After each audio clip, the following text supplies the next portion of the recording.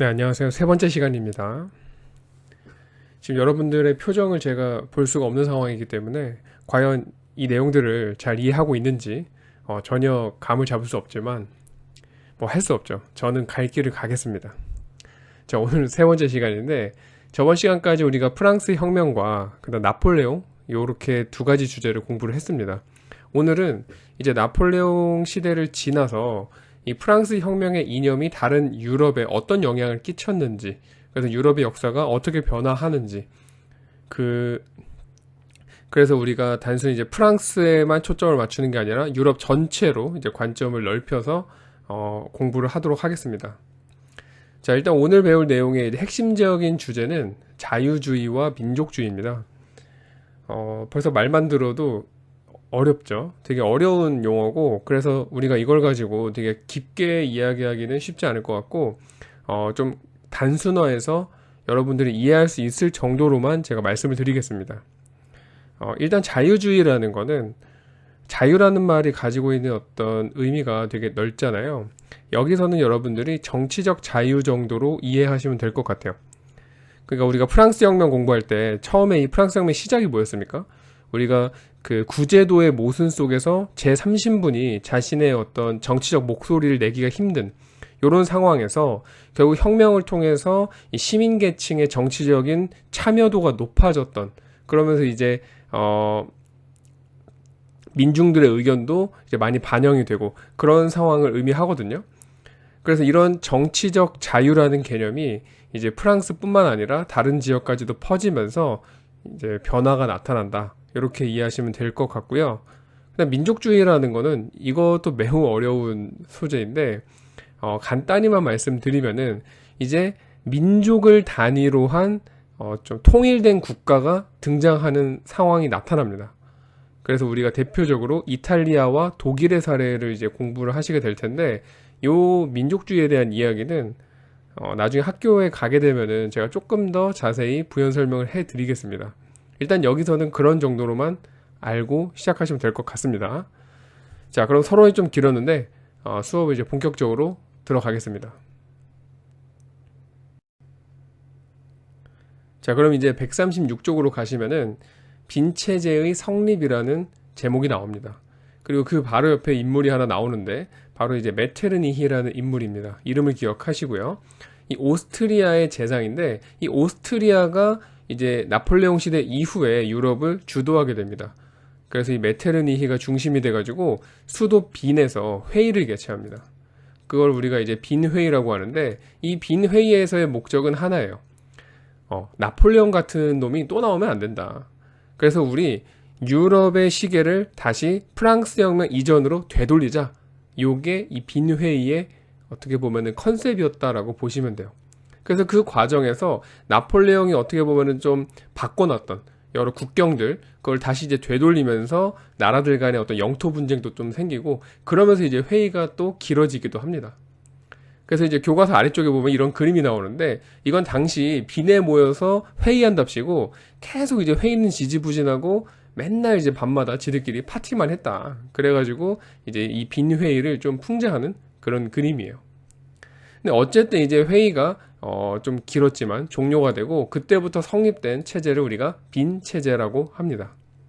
그러니까 결국 빈 체제라는 거는 우리가 프랑스 혁명으로 어떻게 보면 일종의 진보를 했잖아요. 어떤 자유라든지 평등이라든지 이런 개념들이 나타나면서. 근데 다시 옛날 세력들이 그런 게 마음에 안 드니까 다시 과거로 되돌리는 거라고 보시면 돼요. 그래서 교과서에서도 뭐라고 하냐면은 복고주의라는 표현을 씁니다. 복고라는 게 뭐예요? 복은 다시 복자고 고는 옛 고자죠. 그래서 우리가 과거로 다시 돌아간다, 이런 의미가 있어요. 근데 우리가 이런 자유라는 개념은 처음부터 없었으면 상관이 없는데 일단 맛보잖아요. 그럼 되돌아가기가 쉽지가 않습니다. 뭐 사담입니다만은 제가 이제 군대에 있을 때 군대에는 여러 가지 이제 쓸데없는 규칙들이 많이 있어요. 예를 들어서 1, 2병들은 뭐 컴퓨터를 쓸 수가 없다, 막 이런 식의 규정들이 있거든요. 근데 이제 나중에 제가 병장이 됐을 때 그거를 다 풀어버렸어요. 1, 2병들은 사람도 아니냐? 왜 얘네들 컴퓨터를 못 써? 해가지고 1, 2병들도 컴퓨터 쓰게 했단 말이죠. 근데 제가 제대하자마자 이제 그게 마음에 안 들었는지 제 후임 중에 누군가가 다시 얘네들을 컴퓨터를 못 쓰게 한 거예요. 이게 일종의 빈체제죠. 근데 그 체제가 얼마 못 갑니다. 왜냐하면 이미 컴퓨터를 쓰는 걸 맛봤던 1, 2병들이 이걸 못하게 하니까 그때부터 불만이 엄청 생기는 거예요. 처음부터 못했으면 상관이 없는데. 그래서 결과적으로는 그 빈체제, 그러니까 군대에서의 그 빈체제가 결국에는 붕괴가 되더라 라는 이야기를 제가 나중에 후임들한테 들었습니다. 어쨌든 그런 사례를 우리가 떠올리면서 요 얘기를 들으시면 좀 이해가 될 것 같아요. 자, 프랑스로 가보겠습니다. 프랑스의 경우가 바로 이 혁명의 이념을 그 당시 이제 온몸으로 받아들였던 그런 나라죠. 근데 이 프랑스에서는 다시 왕정이 복고가 됩니다. 그러니까 얘기했잖아요. 프랑스 혁명 이전으로 돌아가자. 그래서 루이 16세의 동생을 불러와가지고 이 사람을 왕의 자리에 앉히게 돼요. 이게 샤를 10세입니다. 이 샤를 10세는 왕이 되자마자 역시 대세는 레트로지 하면서 복고적으로 돌아가게 돼요. 그러면서 시민계급을 억압하기 시작합니다. 그러니까 뭐 예를 들면은 시민계급이 겨우겨우 얻어냈던 어떤 정치에서의 그 참여권, 이런 것들을 샤를 10세가 다시 제한하게 돼요. 아까 제가 말씀드렸죠. 줬다 뺏는 게 더 나쁜 거라고. 그래서 결국에는 7월 혁명이 발생하게 됩니다.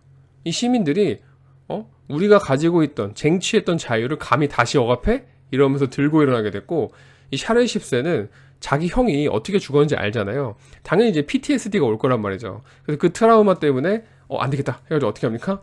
바로 영국으로 도망을 가버립니다. 자, 그러면서 이 프랑스에서는 7월 혁명 이후에 정치 체제를 이제 어떻게 할 것인가. 자, 왕은 몰아냈는데 이제 어떤 식으로 할래? 라는 걸 두고 두 가지 의견이 나오게 됩니다. 하나는 입헌군주제, 또 하나는 공화제입니다. 어떤 차이가 있어요? 입헌군주제는 왕을 없애자는 아니죠. 왕은 있어도 돼. 다만 이 왕권을 우리가 제약을 해서 우리의 의견을 최대한 반영하면 되는 거야. 그래서 상대적으로 온건한 사람들의 입장입니다. 반면에 공화제는 뭐예요? 왕정 자체를 없애자라는 거죠. 우리 프랑스 혁명에서도 국민공회가 공화제를 주장하잖아요. 그 로베스피에르. 그때가 가장 이제 급진적이라고 제가 말씀드렸거든요. 그래서 얘네들은 왕 자체를 없애고 우리가 지도자를 선출하자라고 하는 사람들이에요. 근데 일단 처음에 누가 이겼겠어요? 처음에는 아무래도 조금 더 온건한 사람들이 권력을 잡게 됩니다. 그래서 입헌군주제에 입각을 해서 루이 필리프라는 사람을 이제 왕에 올리게 됩니다. 이 루이 필리프는 어떤 사람이었냐면 예전에 프랑스 혁명에 가담을 했던 사람이에요.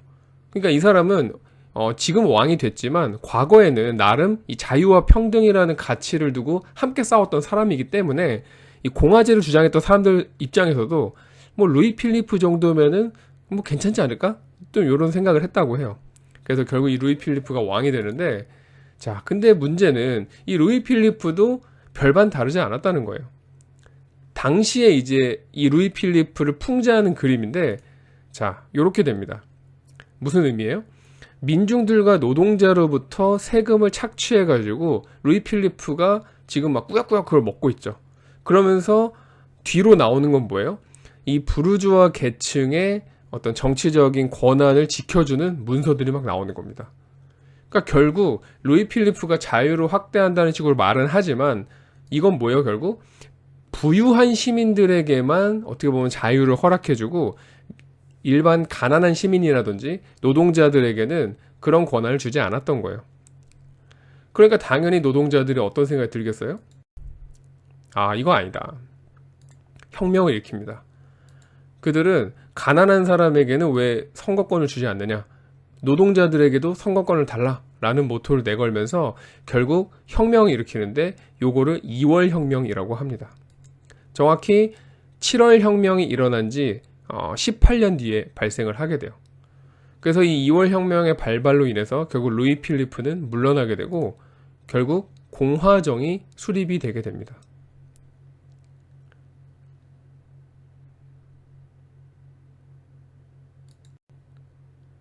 자, 교과서엔 등장하지 않지만 이 2월 혁명 이후에 이야기를 잠깐만 해드릴게요. 이 2월 혁명 이후에는 어떻게 이야기가 전개되냐면 루이 나폴레옹이라는 인물이 선거에 출마를 하게 됩니다. 근데 이 사람의 경력은 딱 하나예요. 나폴레옹의 조카입니다. 그러니까 사람들이 처음에는 루이 나폴레옹이라는 얘기를 듣고 그 누구야?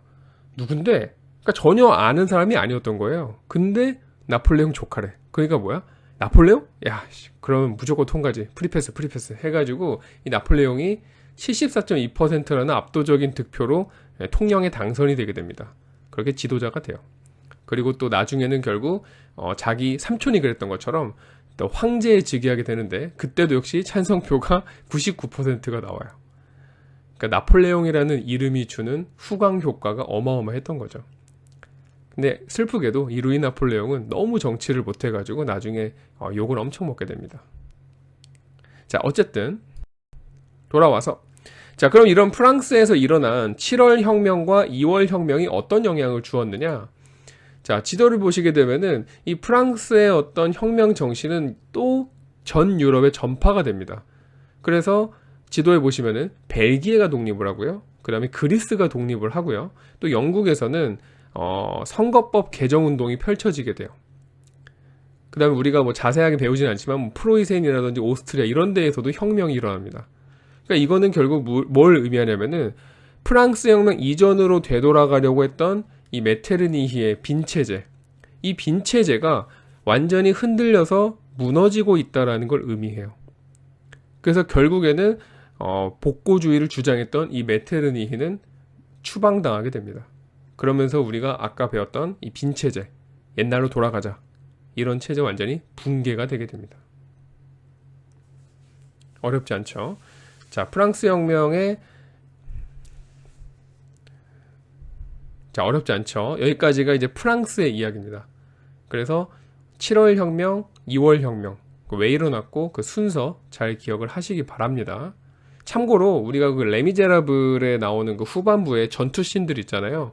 그게 이제 7월 혁명의 연장선상에서 있었던 사건이에요.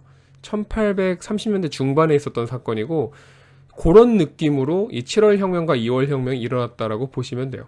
영화를 보신 분들은. 자, 그럼 다음으로 넘어가서 137쪽이죠. 그럼 영국에서는 이런 자유주의 사상이 어떻게 이제 나타나게 됐는지 보겠습니다. 일단 영국은 우리가 예전에도 영국의 혁명을 공부할 때 말씀드렸지만 얘네들은 막 급진적으로 무언가 이젠 바뀌지가 않죠. 영국 혁명이 일찌감치 일어났고 의회에서의 어떤 정치라는 게 자리를 잘 잡았기 때문에 막 프랑스처럼 막 그렇게 과격한 어떤 운동들이 일어났다기보다는 의회에서의 대화를 통해서 점진적으로 개혁이 펼쳐져요. 그래서 뭐 카톨릭교도에 대한 차별이 폐지된다거나, 그 다음에 우리가 뭐 산업혁명 시기에 문제가 됐었던 아동과 부녀자의 노동시간을 제한한다거나, 그 다음에 선거법 개정을 통해서 시민계층까지 이제 참정권이 확대된다거나, 그리고 그 이후에는 노동자 계층에게까지도 선거권이 확대가 되고요. 그 다음에 공물법과 항해법이 폐지되면서 자유주의 경제체제가 확립되는 등 얘네들은 점진적으로 비교적 평화롭게 개혁이 이루어집니다. 자, 여기에서 이제 우리는 차티스트 운동에 대해서 조금 더 공부를 하겠습니다. 참고로 이 공물법하고 항해법은 너무 깊숙하게 들어가지 마세요. 그냥 교과서에 그 공물법 내용이 나오거든요. 한번 읽어보시면 되는데 요건 결국 뭐냐, 그동안 우리가 정부에서 너무 경제에 많이 개입해가지고 이런저런 제도들을 만들었었는데 자유로운 경제를 위해서 그런 것들을 폐지했다, 이렇게 보시면 돼요. 그래서 자유로운 상업행위를 하게 되었다, 이렇게만 이해하시면 충분합니다. 자, 그럼 이제 차티스트 운동에 대해서 조금 더 보겠습니다. 자, 교과서 이제 137쪽 아래쪽에 보시면은 그 차티스트 운동 표가 있어요. 짠, 이렇게 돼 있죠. 요걸 이제 외우실 필요는 없습니다, 당연히. 그냥 분위기만 볼게요. 1차를 보시면은 산업자본가와 중산계급, 그러니까 부유한 사람들이죠. 그러니까 이 사람들은 자기들이 부유했기 때문에 정치적 권한을 달라는 목소리를 내기가 쉬웠던 거예요. 그래서 이 사람들이 처음에는 먼저 선거권을 갖게 됩니다. 유권자 비율을 보시면은 불과 5%도 안 되죠. 자, 그러자 이제 노동자라든지 좀 가난한 시민이라든지 이런 사람들이 왜 우리들은 안 시켜주냐 이러면서 2차로 또 차티스트 운동을 펼치게 돼요. 그러니까 프랑스랑 비교를 하시게 되면은 1차는 약간 7월 혁명과 느낌이 비슷한 거고요. 2차는 2월 혁명하고 느낌이 비슷하다고 보시면 돼요. 3차를 보시게 되면 이번에는 도시는 아니지만 농업이라든지 광산에서 일하던 노동자들도 이제 선거권을 갖게 되고요. 그 다음에 좀 더 지나면은 만 21세 이상의 남자, 그 다음에 만 30세 이상의 여자들도 투표권을 갖게 됩니다. 그래서 이런 식으로 점진적으로 투표권이 확대가 됐던 게 영국이다, 이렇게 보시면 돼요. 자, 이게 그 당시 이제 풍자 그림입니다. 처음에는 같이 싸웠어요. 이 중산계급하고 노동자와 소시민이 함께 싸워가지고 차티스트 운동을 전개했던 건데, 이 산업자본가와 중산계급들만 결국 투표권을 얻게 되니까 이 나머지 소시민들과 노동자들이 야, 왜 우리는 안 주냐? 이러면서 이 인민헌장을 들이댔던 거죠. 이 헌장을 영어로 차터라 그래요. 그래서 이제 이거를 그래서 이 헌장을 가지고 그래서 이제 차티스트 운동이라는 용어가 나오는 겁니다. 실제로 당시 이제 높은 신분의 사람들의 생각은 이런 거였어요. 어디 미천한 것들이 정치를 한다 그래? 막 이런 생각을 했습니다. 자, 그 다음 이건 서프러제트라는 영화인데, 우리가 마지막에 아까 봤던 여자들까지도 완벽하게 이제 투표를 하게 되는 그 과정에서 여성들의 참정권 운동, 이거를 서프러제트라고 하고요. 영화로도 나와 있습니다. 그래서 우리가 지금 여기 수업에서는 막 중요하게 다뤄지진 않지만, 뭐 관심 있는 분들은 한번 이 영화도 찾아서 보시면은 재밌을 것 같아요.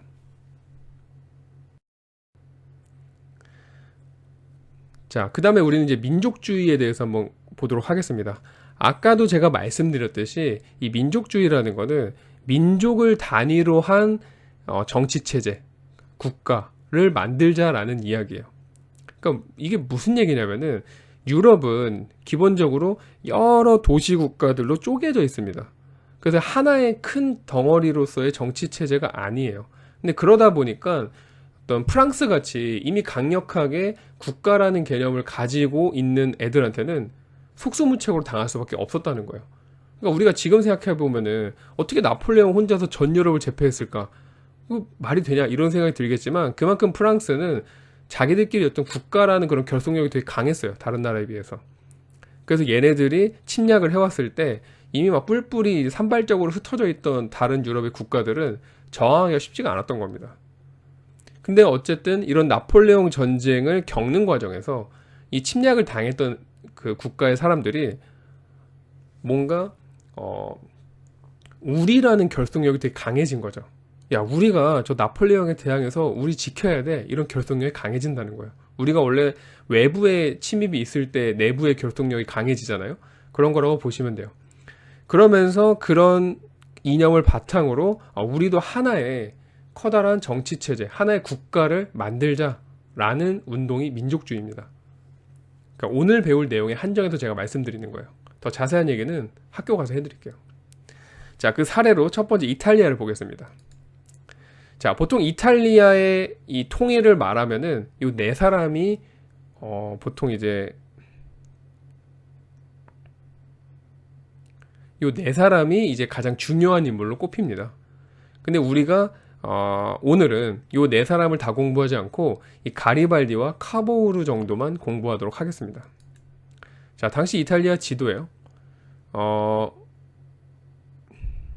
지금 딱 지도만 봐서는 무슨 얘기를 하는지 잘 모르실 텐데 하나만 생각하시면 돼요. 이탈리아가 여러 나라로 쪼개져 있었구나, 이렇게만 일단 생각하시면 됩니다. 우리 예전에도 배웠잖아요. 이탈리아는 뭐 베네치아니 뭐 제노바니 하는 식으로 여러 도시 국가들로 많이 쪼개져 있었다라고 알고 계시죠?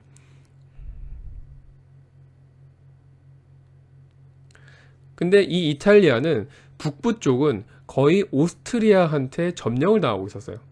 그래서 저번 시간에 배운 거 기억나실 텐데 나폴레옹이 알프스 산을 넘어가지고 오스트리아를 공격하잖아요. 그럼 아마 조금 지리적인 이 지식이 있는 친구들은 아니 오스트리아를 쳐들어가는데 왜 알프스를 넘지? 이런 생각을 한단 말이에요. 왜냐면 오스트리아가 이탈리아 북쪽 지역을 차지하고 있었기 때문에 그래요. 원래 프랑스에서 이탈리아로 가려면 알프스를 넘어야 되잖아요.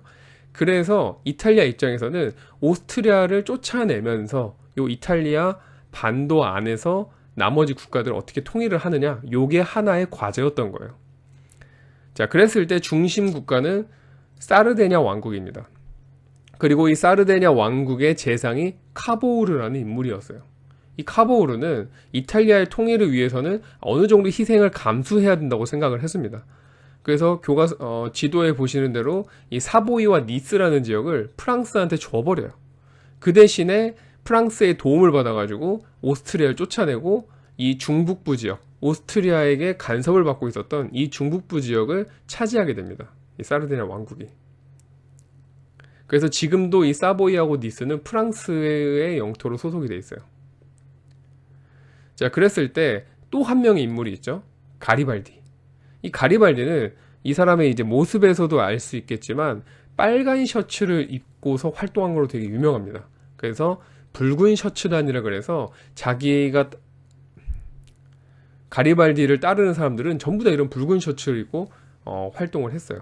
마치 우리가 이제 중국사로 치면은 황건적, 홍건적 약간 이런 느낌이랑 비슷하죠. 물론 도적대는 아니지만 이 가리발디는 요 제노바 출신의 인물입니다.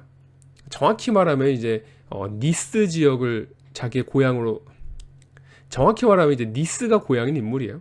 근데 당시 이제 제노바를 오스트리아가 이제 가지고 있었는데 이 오스트리아에 저항해가지고 제노바에서 활동을 했던 그런 인물이에요.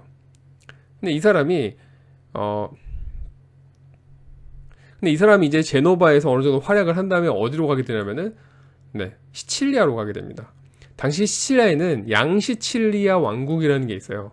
근데 이 가리발디가 자기의 붉은 셔츠단을 이끌고 양시칠리아 왕국과 그 위에 나폴리 왕국까지 해가지고 이탈리아 남부를 전부 다 점령을 하게 됩니다. 뭐 어마어마하게 그 카리스마가 넘쳤고 많은 사람들이 이 가리발디를 따랐다 그래요. 근데 이 가리발디가 진짜 대단한 건 뭐냐면 사람들이 가리발디가 이 남부를 딱 차지했을 때 이 가리발디가 이제 남쪽에서 왕이 되겠구나. 적어도 가리발디가 남쪽에 대한 자신의 어떤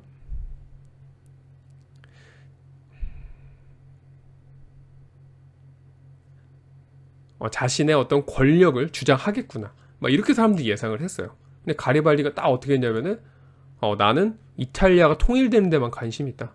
이 땅 가져가라. 해가지고 사르디니아 왕국에다가 그냥 이 땅을 줘버립니다. 그러면서 이탈리아가 통일이 돼요. 그래서 이 가리발디는 사실 역사 속에서 우리가 여러 인물들을 봤을 때 정말 보기 드문 인물입니다. 보통 아무리 처음에 뜻이 되게 순수하고 열정이 넘쳤다고 하더라도 이렇게 영토를 차지하고 막 자기를 따르는 사람들이 엄청 많고 힘이 있다 보면은 욕심을 부리기 마련이거든요. 내가 왕이 돼야겠다. 또는 뭐 다른 지역까지 내가 다 차지해가지고 나만의 어떤 제국을 만들리라. 막 이런 욕심을 가지는 경우가 되게 많아요. 그리고 그런 사람들의 말로를 보면은 비참한 경우가 많죠. 근데 이 가리발디는 나는 그냥 통일만 되면 돼. 나는 필요 없어. 그래서 어떠한 것도 원하지 않고 그냥 싹 영토를 주고 이탈리아를 통일시키는. 그래서 그 당시에도 가리발디는 여러 나라에서 영웅으로 취급을 받았고 지금도 이탈리아에서 어떻게 보면 가장 존경하는 인물 하면은 아마 가리발디가 상위권에 있을 겁니다. 그 정도로 대단한 인물이에요. 자, 요게 이제 이탈리아 통일의 과정입니다. 자, 그러면 이제 독일로 가보겠습니다. 자, 독일 같은 경우는 이제 순서를 조금 아시면 좋은데 원래는 되게 여러 나라로 나눠져 있어요. 독일도 이탈리아보다도 더 많은 나라로 나눠져 있습니다. 근데 그 중에서 이제 가장 힘이 센 나라가 어디냐 그러면은 오스트리아예요. 네, 오스트리아가 원래 독일입니다. 그리고 두 번째가 프로이센입니다. 그래서 당시 이제 독일의 통일을 놓고 오스트리아를 중심으로 해서 통일을 할 것이냐, 오스트리아를 빼고 프로이센을 중심으로 통일을 할 것이냐라는 것을 놓고 사람들이 되게 여러 가지 의견이 있었어요. 근데 그 와중에 프로이센에 등장한 수상이 바로 비스마르크라는 인물입니다. 이 인물도 아주 중요한 인물이에요. 이 비스마르크는 딱 한마디 합니다. 독일을 통일하려면은 뭐 자유주의니 뭐 이런 거 다 필요 없고 그냥 힘만 있으면 돼. 싸워서 이겨야지만 통일할 수 있어. 이렇게 얘기를 했다는 거예요. 그래서 우리가 이거를 철혈 정책이라고 해요. 철이라는 건 이제 무기를 의미하죠. 그다음에 혈이라는 건 피. 그래서 어떤 사람들의 전쟁에서 흘리는 피라고 보시면 돼요. 이 두 가지가 있어야 된다. 이런 주장을 합니다. 자, 그래서 이제 어떤 과정을 거치게 되느냐. 첫 번째, 일단 관세 동맹이라는 거를 체결하게 됩니다. 프로이센을 중심으로. 이 관세 동맹이라는 거는 우리가 왜 외국 물건이 들어오면은 거기다가 막 관세 때린다 이런 거 우리 저번 시간에 했던 거 기억하시죠? 보호무역. 네, 그것과 관련해 가지고 관세를 없애고 우리가 하나의 어떤 경제 공동체로 가자 뭐 이런 거라고 보시면 돼요. 근데 당시에 오스트리아는 관세로 얻는 수입이 되게 짭짤했기 때문에 여기에 반대를 합니다. 그래서 결국 오스트리아를 빼버리고 나머지 국가가 이제 관세 동맹을 체결하게 돼요. 그러니까 당연히 오스트리아하고 사이가 틀어졌겠죠. 그래서 프로이센과 오스트리아가 전쟁을 하게 돼요. 근데 비스마르크는 이미 이것까지 생각을 했기 때문에 준비를 정말 잘 해놨습니다. 여기서 승리를 하고 나머지 그 독일 지역을 북독일 연방을 만들게 됩니다. 그래서 교과서에도 그림에 보면은 표시가 돼 있죠. 자, 그러고 나서 밑에 보시면 이제 보라색으로 되어 있는 지역과 알자스 로렌이라는 지역이 있는데 이 지역에 있는 애들이 이제 프랑스하고 짝짝꿍을 해가지고 이 북독일 연방에 덤비려고 했어요. 그러니까 또 어떻게 해요? 이 프로이센과 프랑스 간의 전쟁이 일어납니다. 이때 이제 프랑스의 지도자가 아까 얘기했던 루이 나폴레옹. 이때 이제 황제에 올라서 나폴레옹 3세라고 하는데 이 나폴레옹 3세가 좀 무능하다고 제가 말씀드렸나요? 결국에 패배하게 됩니다. 그래서 프로이센이 승리를 해서 결국 어떻게 됩니까? 이 지역까지 차지하게 되면서 독일은 통일하게 됩니다. 그래서 지금처럼 오스트리아와 독일은 다른 나라로 된 거죠.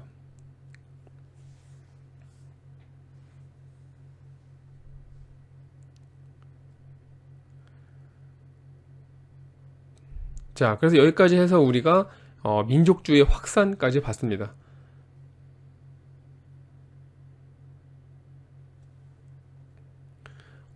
오늘 배운 내용은 이제 우리가 저번 시간에 배웠던 것과 다르게 뭐 프랑스 하나에만 국한한 게 아니라 출연한 국가가 이제 프랑스, 영국, 그 다음에 이탈리아, 독일 4개 나라죠.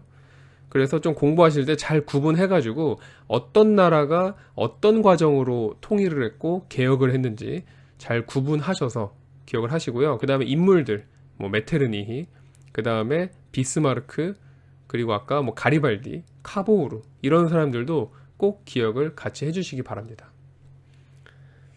교과서에 보면은 옆쪽에 사실 이제 19세기 유럽의 문화라고 되어 있는데 이 부분은 중요한 것만 뽑아서 하겠습니다. 일단 다인의 진화론이 중요하거든요. 근데 요거는 나중에 우리가 제국주의 공부할 때 사회진화론이라는 개념을 배워야 돼요. 그때 이 다인의 진화론도 제가 같이 설명을 해드리겠습니다. 그래서 139쪽은 그냥 일단 재미로 한번 읽어보세요. 아시겠죠? 자, 그러면 이제 오늘도 수업 들으시느라 고생 많으셨고 이 온라인 수업이 특히나 이렇게 컨텐츠로만 듣고 또 제 얼굴도 지금 안 나오잖아요. 이런 것들이 되게 집중력이 떨어질 수 있어요. 그러니까 이게 들으시다가 좀 졸리거나 좀 그러니까 들으시다가 이게 좀 힘들다거나 졸리거나 이러면은 그냥 멈추시고 좀 쉬었다가 다시 듣고 그러세요. 아니면 또 나중에 또 2번, 3번 더 보시고요. 나중에 학교 오시면은 어쨌든 제가 한번 다시 빠르게 정리를 해 드리겠습니다. 너무 걱정하지 마세요. 자, 어쨌든 수고하셨습니다. 그러면 주말 잘 보내시고 다음 주에 또 새로운 내용으로 찾아뵙겠습니다. 안녕.